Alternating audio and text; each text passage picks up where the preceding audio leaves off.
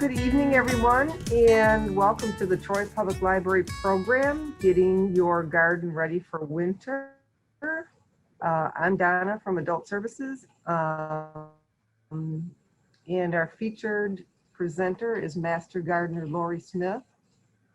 Some of you may have attended her butterfly migration program a couple of weeks ago, but tonight Lori will be talking about cleaning up the garden, planting perennials, clearing,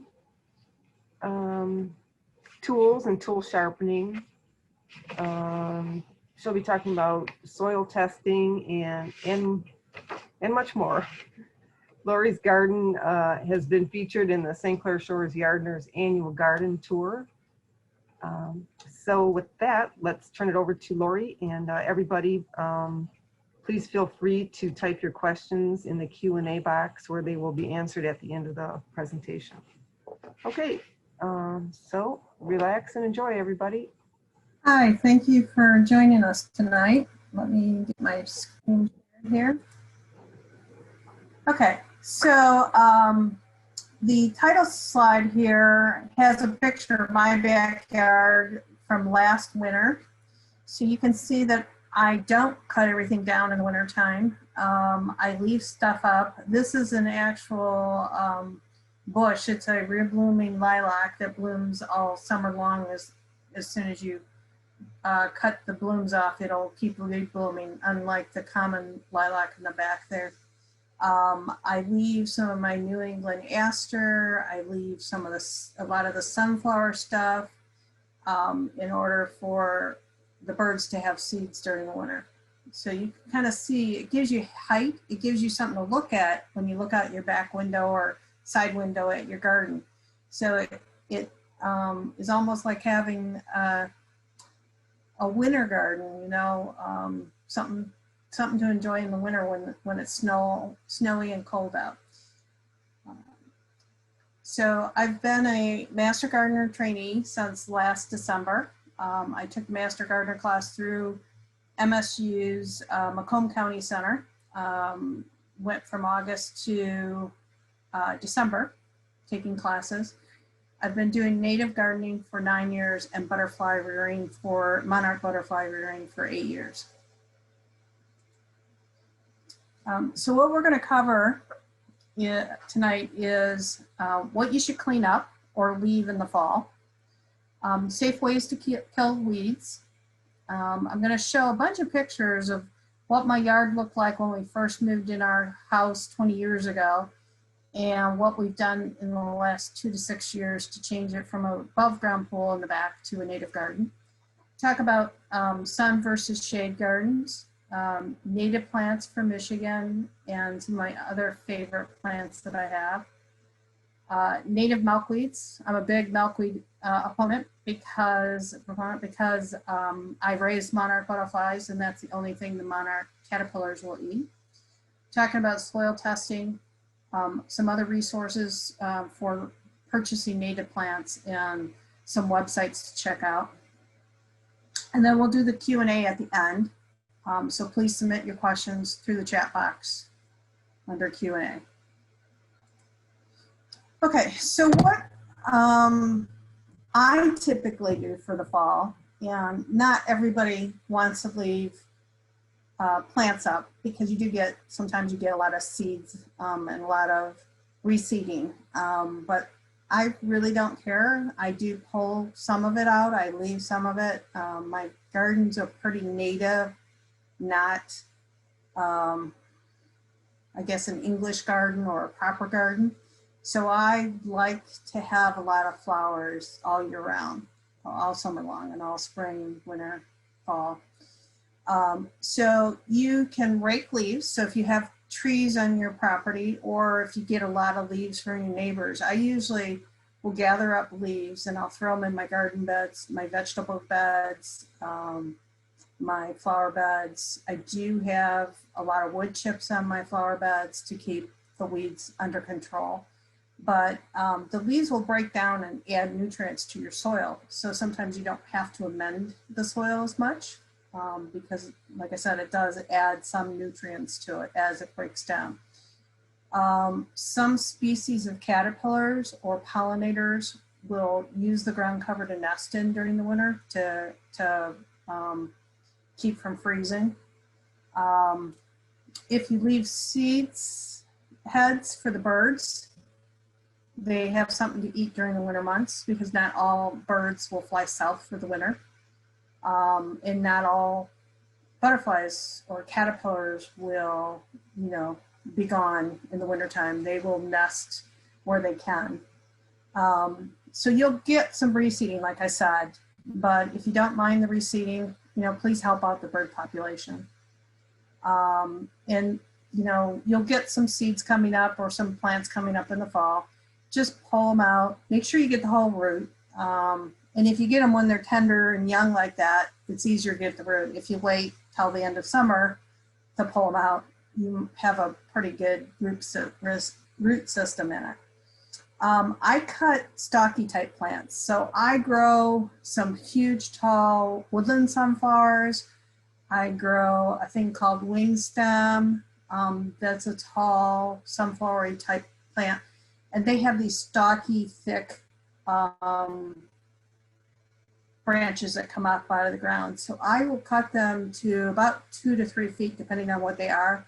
If the seeds are all gone, I'll cut them down. And then the pollinators, the bees, will nest in them. They'll hollow out the stem and get in there, and they'll live in there over the winter.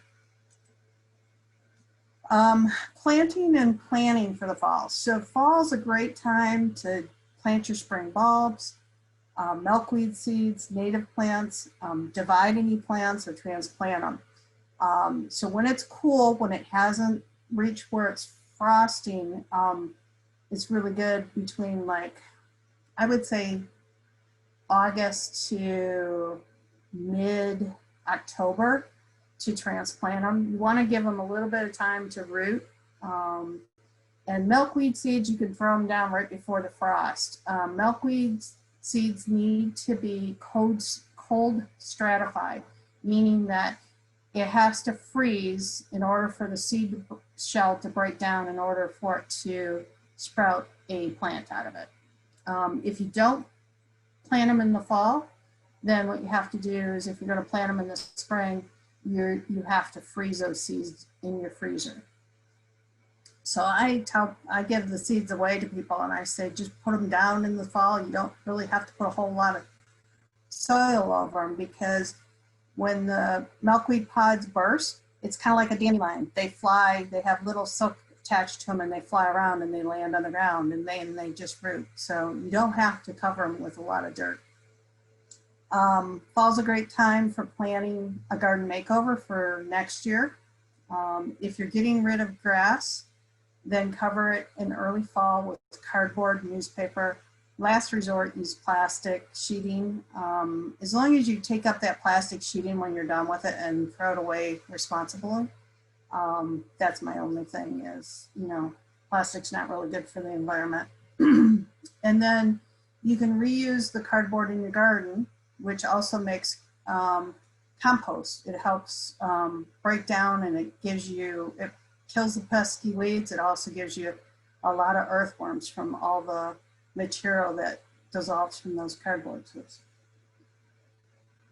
Safely kill weeds. If you're thinking about, you know, planting native plants or even just flowers for butterflies or pollinators to bring the bees into your yard, you don't want to use toxic chemicals in your garden, because that will kill everything, not just, you know, Japanese beetle or whatever you're trying to get rid of. Vinegar does kill weeds in your cracks and sidewalks. Some people will mix vinegar with soapy water. That will usually do it. Some people just, when they do their lawn, they weed whack the weeds out of their sidewalks and driveways. Pull the weeds before they go to seed. So if you notice a dandelion coming up, you want to dig that out before it goes to seed, because you'll get plenty more in your yard. And then grass, if you're trying to kill grass, like I said before, you could put the cardboard down to kill grass. The root system are kind of runner roots, and they don't run very deep. I don't think I have I had this one slide that shows the root system of grass versus native plants, and native plants root systems can go, 1 to 3 feet deep. So if you're having flooding problems in your backyard, or you have a high water table, native plants are great to give you solutions for flooding in your area. Cleaning your tools. I'm not going to go into exactly how to clean your tools, but I'm going to talk to you about why it's important to clean your tools. So you want to clean your tools, get any fungus or insect eggs off of your shovels, your trowels, your garden shears. So you can go out to Google and you can search for best ways to clean garden tools. I have, you can do a stone that you can take your blades on. My husband just bought me a little tiny, looks like a little straight razor with a little rubber tip on it. And all you do is rub that on your blade to sharpen it. But you want to hose off your hose, your spades, your trowels, and your rakes of any soil before you start storing them for the fall. You want to wipe them down with a soft cloth. And then, like I said, Google how to clean your garden tools. You also want to do, hoses are your tools. Sprinklers are tools. So you want to drain and store your hoses. You want to fix sprinkler heads for the next spring, or some people wait, or they have a sprinkler company that comes out and drains their system. So you want to drain your sprinkler systems before the frost hits. I have rain barrels. So I have 3 rain barrels on my property, 2 on my house off downspouts, and 1 off my garage roof. So I will empty the rain barrels. I run to empty them. They have a spout, like a spigot spout on them. So I'll run a garden hose from them out to some of my trees. You want to make sure your trees get plenty of water in the fall, because they need to have that moisture and for the winter.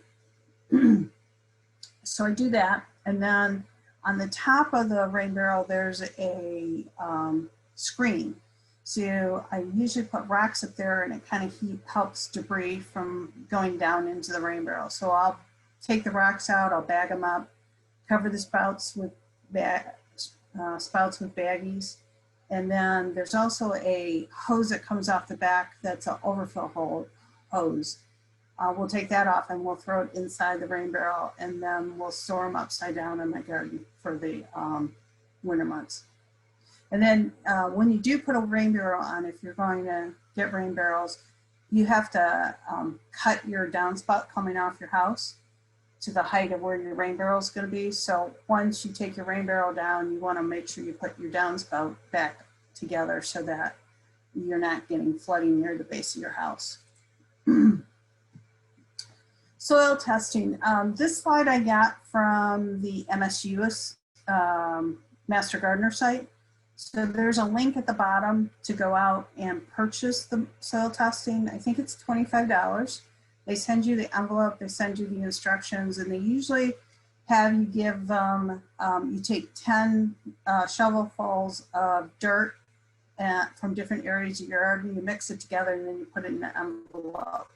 I think it usually takes a week or 2 to get the results back, but it kind of tells you what you need to amend your soil with, whether you're low on organic material.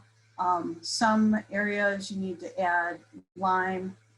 So you want to do, down here it says adding lime in the fall is beneficial because it gives it time to dissolve during the winter. If you put lime in the spring and then you plant your flowers, you could kill your flowers because lime is pretty strong right out of the container. Just make sure if you're putting any type of fertilizers or any type of additives to your soil to read the directions on the bag to make sure you're doing it right and not over, overdoing it on the amount that you're putting down. But it's, you know, you can add organic material. Like I said, leaves, wood chips, they all kind of break down over the winter. You don't want to use, I don't use any of the wood chips with the colors added to them because it has chemicals on it. I use cedar mulch. I use just regular wood chips. You know, you can get all wood chips free from the cities. Sometimes they'll have a place that you can pick them up. I do cedar and cypress mulch usually. I don't do any of the painted reds or blacks because again, those have chemicals. And if you have pets, I think that it's cocoa shells that's poisonous to dogs. So you don't want to use cocoa shells in your gardens if you got pets that can chew them and get sick from them. Okay. So the next probably 10 slides are about my garden makeover. So we live in St. Clair Shores. We're block from Lake St. Clair. Our house was moved in 1950. We moved in 1999. So the house is about 100 years old. It was built on off of Jefferson. Those properties were strip farms. So it's very fertile area except for where they built the new houses behind me, where they brought in some clay, sand, and or clay and all kinds of stuff when they're doing building. We're a block from Lake St. Clair. Our water level in our yard is probably anywhere between 18 and 24 inches down below the surface. So we had a lot of flooding when we first moved in.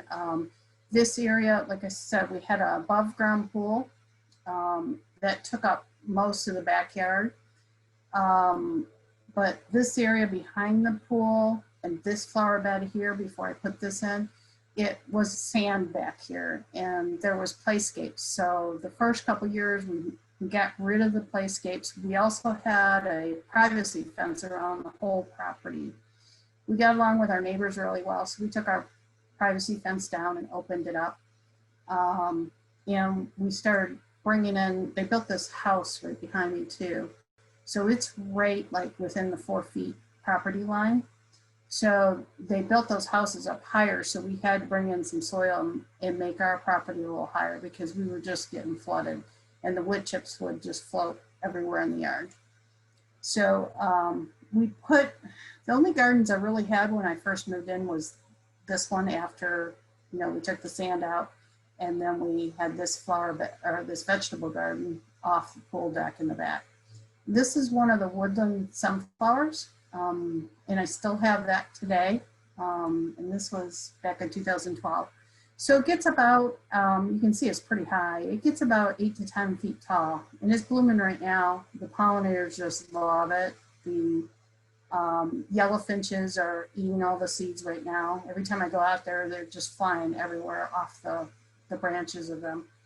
I had some milkweed at that time. That's about the time I started raising the monarchs. So this is the vegetable garden here, a different picture angle. These are my rain barrels stored for the winter in my vegetable garden. This is our garage here and the pool deck. And we had a very narrow path here. And then we covered every year. We had to redo the deck every couple of years because the sun was just beating down on it. And in 2012, we noticed the pool sides were just rusting out. So we said, you know, we're going to keep it for a little bit. And then we decided we're going to get rid of it because it just was a lot of work keeping that pool clean all the time. This is the next spring. So this was our last snowfall. I think the picture date was something like sometime in the beginning of April, we had one last snowfall. So you can kind of see how narrow that walkway was. This was underneath the pool after we took it, the lining down and walls down. These are all those jugs we use to, hold down the cover. But you can see we're starting to take the deck apart. I think it took us a couple weekends to get that down. And then you can see it was mostly sand here. So then we brought in some good dirt mixture with some good compost in it. We still had that narrow path. When we took this pool down, we ended up with a 24-foot by 36-foot area. So then I got to thinking, what am I going to do? So we changed our mind a couple times, but we widened the path here. So we put a 10-foot patio here. Then I had a middle garden where I wanted to put native plants and things like that. And then we had left the pool deck post up on this end because we wanted to make a vegetable garden.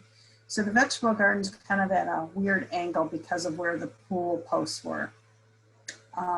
So you can see that I brought in, this was landscaping fabric. So I put the stones down that the pavers that we were going to use in the patio, we put those down so I could get the wood chips in. And then the first summer, I planted a few things. You could kind of see that one garden there that I had. We do have a gazebo here that we put in the patio there, I think in 2008 or 2009, we put the patio in. Whoops. Sorry. And then my neighbors had these arborvitaes. So over the course of years, they grew from little tiny bushes to, I think they were probably close to 20 feet tall when they cut them down last spring. You can see they're pretty high. They shaded this garden. So this garden was pretty much a shade garden once they grew big enough. This is my common lilac. So it was always trying to reach out for the sun. So when they cut the arborvitaes down, the common lilac just like has a curve to the back of it where it butted up against the arborvitaes. My husband talked me into moving this tree because he said, you need some height back there. And he kept telling me, you got to plan, you got to plan, you got to plan. I said, gardeners don't plan.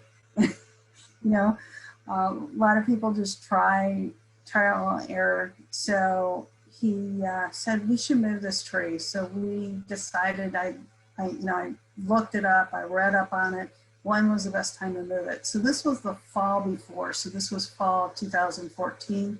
Again, we had a narrow sidewalk here. We had this is the only part of the privacy fence we left around the side yard. And we're on a corner, and when you go down the street on that corner, there's a court where they put a bunch of new houses in 2000, 2001. And as you can see, my house is an old farmhouse. So we did this at the beginning of April before the tree started budding. We got it out of the hole, and then it started pouring down rain. So we just burlapped the tree ball, and that was on a Sunday. We moved it the Friday the week of that week because we were both working. So we stored it there. And then my husband and my daughter moved it. We had already put in the patio that must have been on the fall of 2014. We put brick patio in. But again, the brick patio was 10 feet across. So that tree was a good 11 feet tall at least because the root ball is over a little bit from the patio. And then you can see it survived. So this was during the summer, and then the fall color. So it's beautiful and it's still thriving. So this is the path that you put in, and this is, we're starting to get the garden fence in. These spindles, we stained them all to kind of match our theme of our side deck off the house. And then the stands that we made for the rain barrels are the same color. So we use the same coloring, the lighter, like redwood, I don't remember what the other one is. but all these spindles are from the spindles of the pool deck. So we used a lot of stuff. And then we're starting to get more plants here. I think this might have been the lilac, reblooming lilac. I finally put that in there. And we're getting a couple plants in. Still putting a lot of plant, pots in just to kind of fill until I decide what I'm going to do. I did plant some tulips, and I put some fencing around it because we have a big issue with bunnies in the area. And then you can kind of see, this is our pool deck, like our side deck off the house. So you can kind of see the same coloring. My husband built trellis for my wisteria and my major wheeler's honeysuckle off the side of the garage. So we kind of just made sure that everything kind of was the same color there. And then we did go a different color with the sidewalks that we were putting in. So there was a sidewalk behind the house. When my husband was busting it out, he found another sidewalk below that sidewalk. So we had a lot of cement to get rid of. We also did the sidewalk right in front of the deck.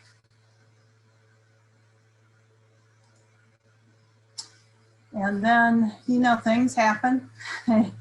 Every year might destroy what you've planned for your garden. So like I said, last spring, 2019, my neighbor was having problems with his roof. He just had his roof replaced. These houses, the builders that built these houses built them kind of shoddy. So his foundation was sinking on this side. And those trees were huge and the roots were huge. But they started chopping these down, and I work from home. So I heard a noise and I went out there and I said, "What are you doing?" And I said, "Oh, he wanted to chop these down." And I said, "Well, there's birds nesting in these." So these guys were really nice, and they let me, make sure there was no birds' nests, because I thought, they're going to kill these birds.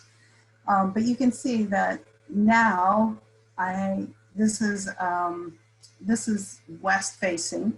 So now it's in full sun, basically. So some things really thrive. Some things I moved around and put them in the shade of the Japanese maple. So you can never plan. Things happen. Like I said, I was a little miffed at first, but then, I said, well, he's got to save his foundation. He's got to save his roof. So I'll figure something out. So this is our gazebo. Sometimes we take the framing down. We leave it up the last couple of years. Here's the tree roots from those arborvitaes. So they did come back and chop them, but they still left a lot of the root system. So this spring, we ended up doing a rototiller, getting the rest of the roots out. My neighbor wanted to put sod down on his part of the property. And you can see how close the property line is. And he had asked me, do you want me to get extra sod and we can put it right up to your garden? And I was going to go ahead with it. And I thought, if he has a lawn service, he's got a lawn service, they might spray chemicals, they might spray weed and feed, and I don't want that stuff leaking into my garden. So we put a barrier down, and so there's some room before it hits my garden in the back here.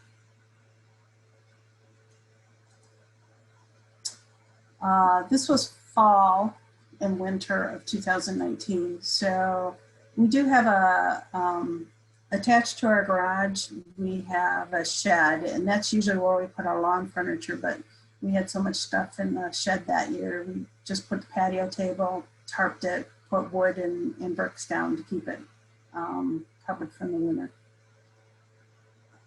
So you can kind of see the trees lost its leaves for the fall. I have a bench here, and then this is my path through this area. But you can kind of see if you leave some stuff up, you do have some height in your garden. You have birds that come visit. You can see oops. You can see the cardinal here. Oops.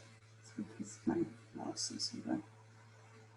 I don't know if you're seeing that slide thing at the bottom, but there's a cardinal here. The yellow finches are gone for that period of time. There are some black and white birds that look like chickadees. They're black-eyed juncos. They'll come and eat seeds off the ground also. So if you like to watch the birds and you miss them in the fall and winter, you can still get some birds that don't migrate. Robins don't migrate either. You just don't see them as much. This is spring. So this is the area that I have my Japanese maple in. So these are forget-me-nots. So it was a sea of blue in the back. So it was really nice this winter, or this spring, sorry. This is that path I talked about that goes from the back of my house past the Japanese maple over to the gazebo. These are Perennial Hibiscus. These are a lot of the tall flowers that are still blooming in my yard right now. This is goldenrod. I think this one's the stiff, oh no, this is the Canadian goldenrod. So I released a bunch of butterflies. I did a talk for Monarch, tagging the Monarch butterflies. So I just released my last butterfly this week that will go down to Mexico. This is that garden bench I was talking about. This year it's covered with sweet autumn alyssum. So it's really, well, it's just starting to quit now, but I think I have a picture of it with some flowers on it. This is a rose, and this is Edelweiss. It's a German herb, I think. And these are some of the flowers, or all these flowers are from my garden. So I have certain flowers I really love. I'm a big purple person, so these are some of my favorite. Hoary vervain, they're in the Verbena family. They do well in full sun. I like to use them to release my butterflies because they like them for nectar plants. This is the flower up close. This is New England aster. This is blooming right now. Very beautiful. And mine are a little deeper than this. Plus I have some white aster and I have one that's a pale pink. But these are great nectar plants for the pollinators in the fall. So they start blooming around the beginning of September till it frosts. So it's great nectar plant for fall migration of birds, for butterflies, for any of the pollinators. Ironweed, this is a beautiful bush too. It gets, I think mine, it will do good in shade. It's shaded in one area by my gazebo roof, and the other side is in full sun. So it will be a little shorter in the shade than it is in the full sun. This marsh blazing star, it bloomed probably in August. And the little brown skipper butterflies, the monarchs, everybody was just clinging to this plant once it started blooming. And it's not very high. Mine are probably about 3-4 feet. Pieweed, again, the monarchs like it. The big bumblebees, they love it. And it grows about 4 to 5 feet tall. And then spotted bellflower. This is more of a creeper type plant, like a viney. So I have this netting that I put up with some stakes and stuff, but they're really pretty. They're small. You can kind of see this is my index finger. So they're very small little bells.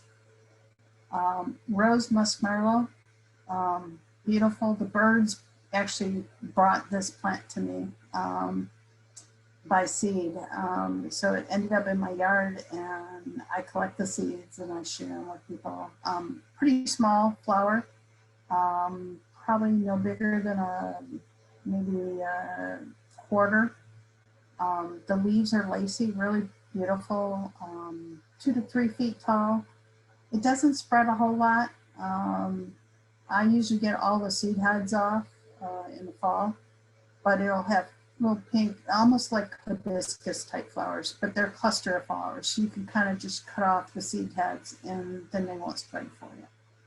The native wild geranium, real pretty pink flower, tiny. The leaves are turning kind of reddish right now for the fall, and it's a ground cover, and it's kind of a woodland flower, so it does really good in the forest or in shade or partial shade. And then I have tons of yellow flowers right now. The woodland sunflowers, the tall tixie, it's in the family of the Coreopsis. They're kind of wispy. They have this brown center in them. This is wild senna. This is a herb. It also is a host plant for the cloudless yellow sulfur butterfly. And you'll see in like herbal teas that they use this herb for stomach ailments. So like laxative type teas and things like that. This is the false sunflower. Again, a pretty small, dainty sunflower type bloom with the yellow center. White flowers. So this one is the Western Pearly Everlasting. It is a host plant for the American Lady Butterfly. Right now I have it on a plant or a pot on my barrel, but it can grow 1 to 3 feet tall. This is that other aster I talked about, a tall, flat top aster, and it blooms again in late summer to early fall. And again, the pollinators really like it. This is a native clematis, so not like your pinks and your purples and stuff. This is the native. So it's a smaller, dainty flower. It's called Virgin Bowers Clematis. It has a slight scent to it, and it does well in full sun to full shade. And after the flowers are done, it gets this like old man's beard looking thing. And it is a vine, just like the clematis. It's vining over one of my fences right now. And then mountain mint. This is a kind of short plant, very good plant. It doesn't really spread a whole lot. I think I've had mine for about 5 years, and it's probably spread about maybe 4 feet wide. So,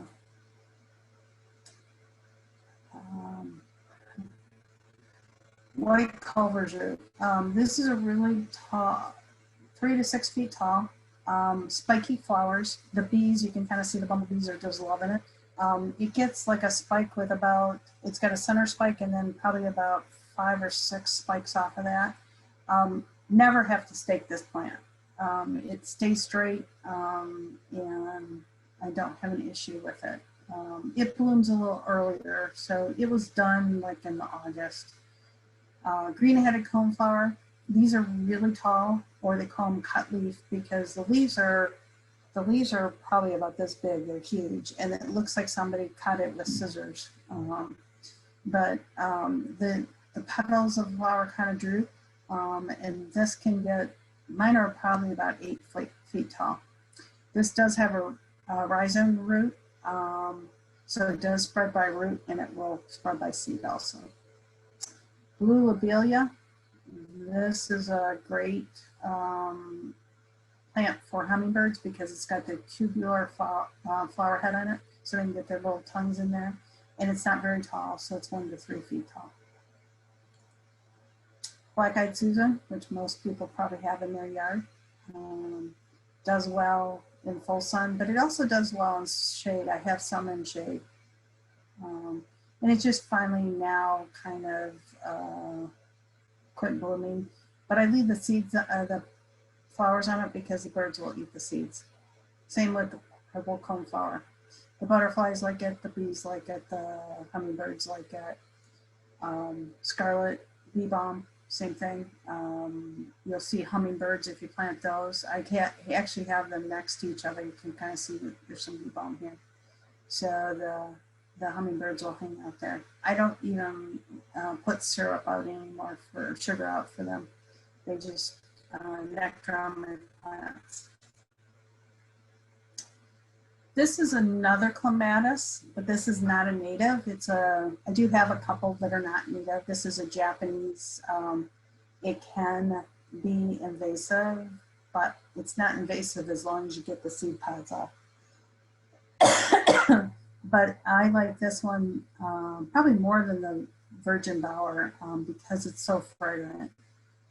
It's got the same kind of small little flowers, but it smells like gardenia. So I have it on my little bench in the back garden, and I have it next to my side deck of my house. So when I walk to my side porch, I smell it. And it starts it actually starts in August. It started blooming late August, beginning of September, and it'll bloom until frost. So the flowers are starting to wilt right now, so I can get some seeds off of it. A wild senna. So these are plants that I like to share the seeds. I can gather the seed pods very easily off of these. The Perennial Hibiscus, called Swamp Rose Mallow. These are probably the size of a saucer or a small luncheon plate. Pink, this one's probably about 3 feet tall and more of a stocky type, but this one's in full sun of mine. This one's in the shade of the Japanese maple, and it does fine. It's lower, it's probably about 2 feet, but it's about 4 feet around, and it's more of a bushy than this. But both of these plants, the branches actually just dissolve over the winter. So then they come out fresh in the spring. Common milkweed, this is by dust my favorite milkweed. Because I raise the monarchs, they feed more caterpillars for me. The leaves are huge. So the one thing people don't like about this milkweed is it has runner roots. So if you don't have a big area, then go with a swamp milkweed that's got a root ball. But milkweed is the only plant that the monarchs will lay their eggs on. We do have 12 different native milkweeds. This is probably the one that you're going to see the most is butterfly weed. Swamp milkweed, like I said, is a root ball. So the only way it spreads, and it has small little leaves, so it won't feed as many caterpillars if you're thinking about raising them. But the only way it spreads is through the seeds if you leave the seed pods on. Common milkweed, like I said, is one of my favorites. And I have this world milkweed. It's more like the little leaves are more like a rosemary bush. So very thin or tiny looking size leaves, but the flower is really showy in the spring. And the bush is kind of wispy. And then these are my resources. So there's a article on the MSU website about smart choices for Michigan landscapes, especially if you live on a lake or on a river or a stream. You want to be careful what you plant at the edge of the water and not use fertilizers near the water, because you don't want that seeping into the water and contaminating your water. There's an article on the Watershed Council about rain gardens, if you're interested in doing rain gardens.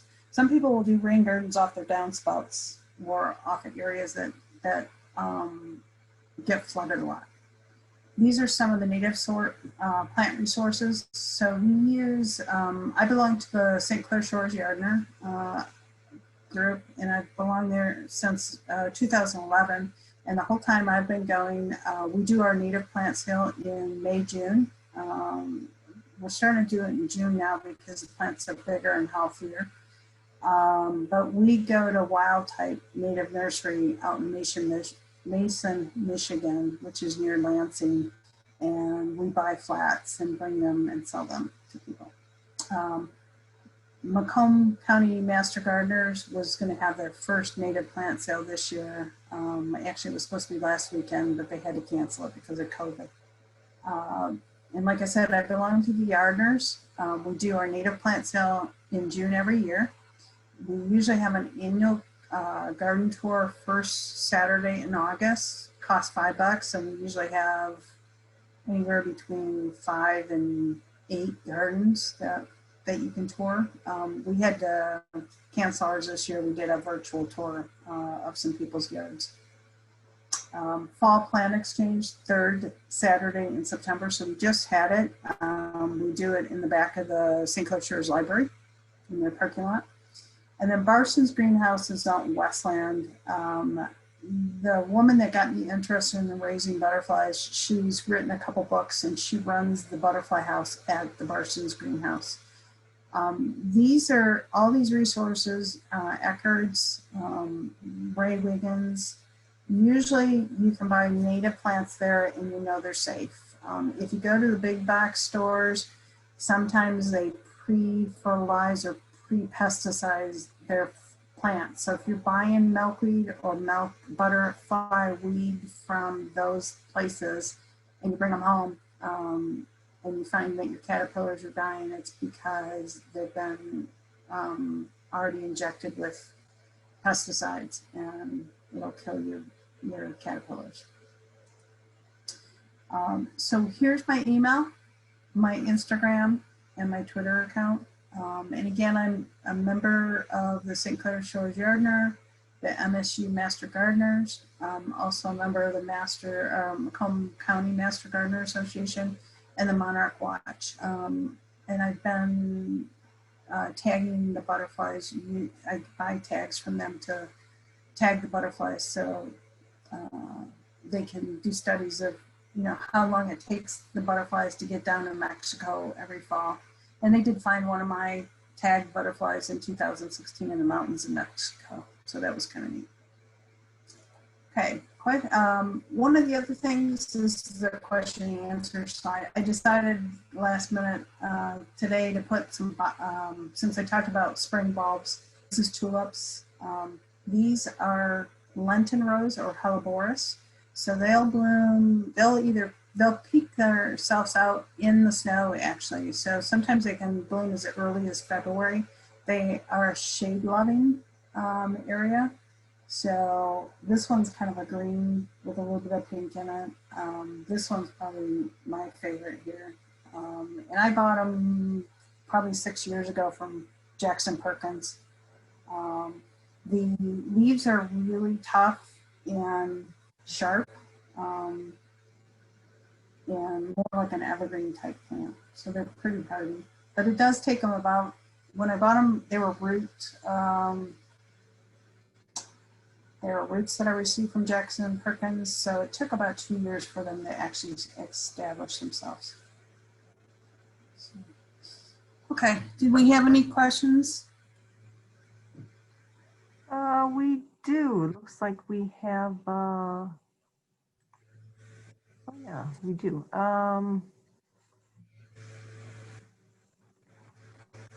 Hi, Laura. The leaves that you put on your garden beds in the fall, are they mulched, made smaller before you put them down? No, not normally. Some people will, but I don't. I just throw them in there. And I usually do probably an inch or two thick, depending on how many leaves I can find. The only leaves I get in the back or naturally is maple. I do have a dogwood and a magnolia in the front, but they don't really use their leaves. But I get a lot of leaves from all my neighbors across the street. I'll rake those up and I'll throw them in. Okay. Another one about getting a copy of the resources. Right. You're going to put these out on your Facebook page, right? Yes, we are.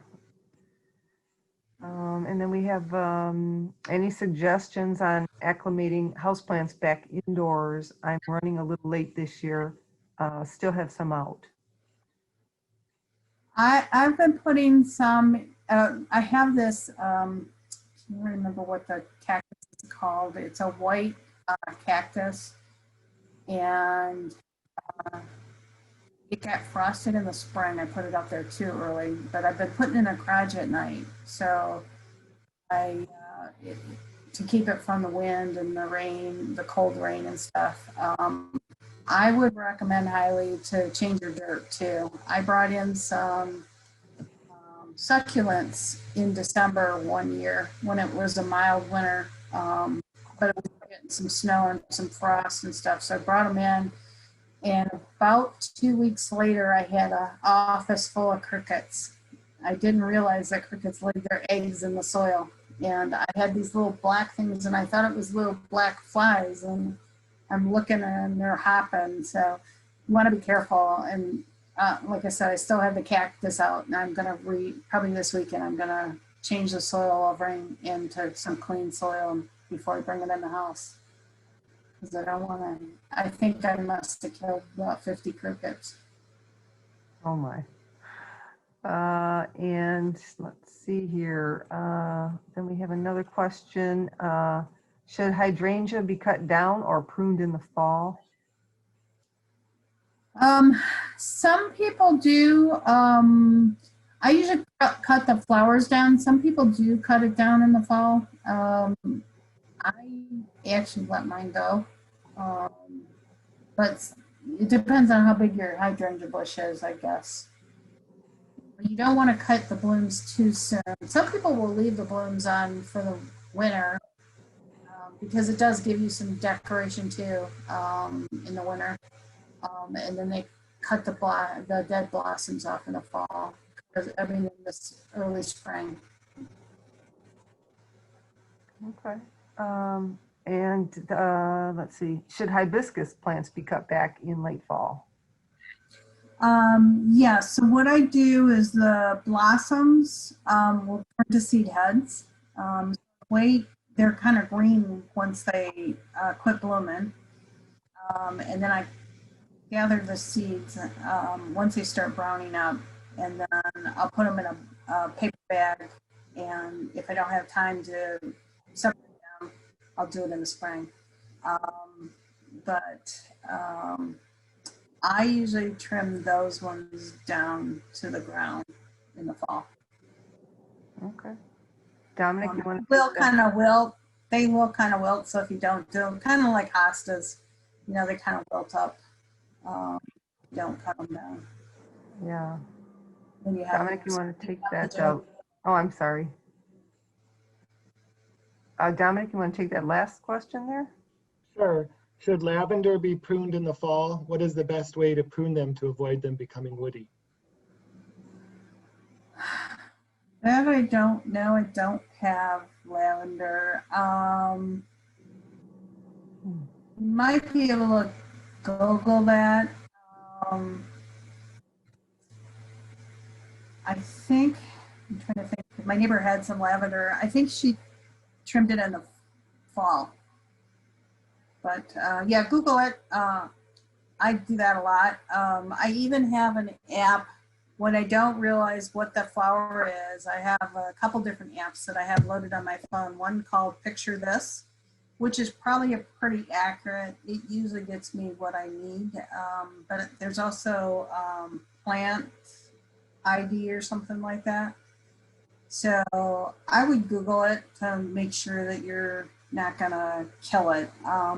Some plants, like your woody plants, and like fruit trees, people don't, I learned this in the Master Gardener class, people don't trim those till wintertime, like like January, February. Because if you prune some woody plants late fall, it doesn't have time to close its cut, so it will cause bugs to go into the woody stems of your plants. So like, I know they were asking for volunteers to go out to Washington, Michigan to trim apple trees in February. I'm going, not me.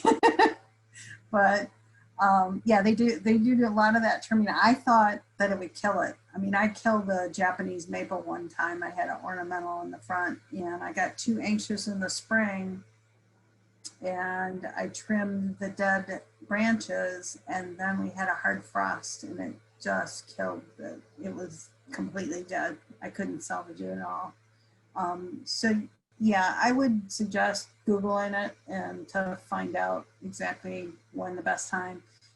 There are some bushes, I think like hydrangeas that if you trim them too heavily, they won't get blossoms the next year. Like I know lilac trees, the common lilac, if you trim those, they actually grow on the 3-year-old wood.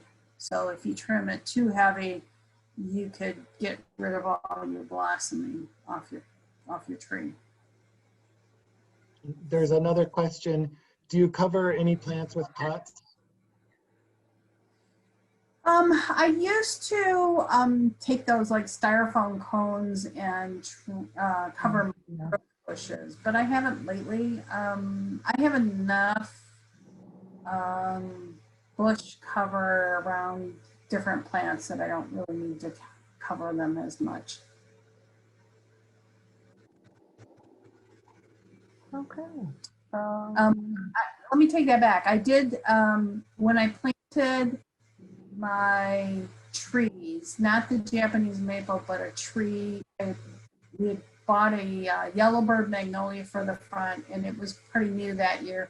We did put wood up, and we covered the bottom part of the tree with burlap, or like fenced it in.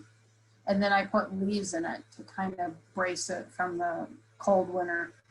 I did that to that one, and I had a dogwood that I had transplanted that spring. So I wanted to protect it because it's in the front of my yard, so it gets a lot of wind. But the following year, they're healthy. So some people will do that, especially like we had some really hard winters here off the lake, and a lot of people lost their arborvitaes. So I noticed the next year when they had transplanted, they used the burlap and the posts and stuff to kind of brace around those plants so they didn't get the high winds and the cold.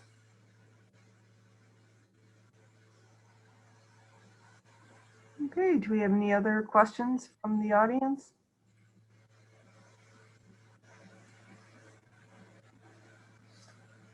One of the things too you might want to do in the fall, if you have really nice ceramic pots, try to empty the, it's like set with, maybe you put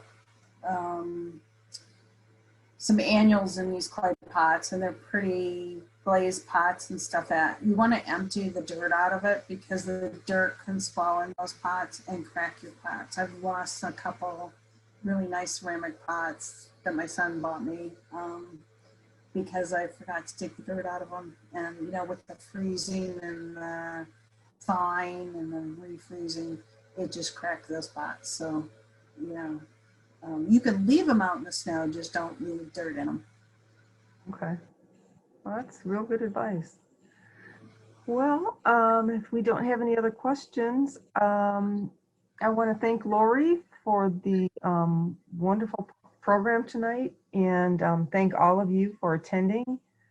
And I would please ask you to watch the library's website for the other fantastic programs that we have. And everybody have a good night, and take care. Thank you, everyone.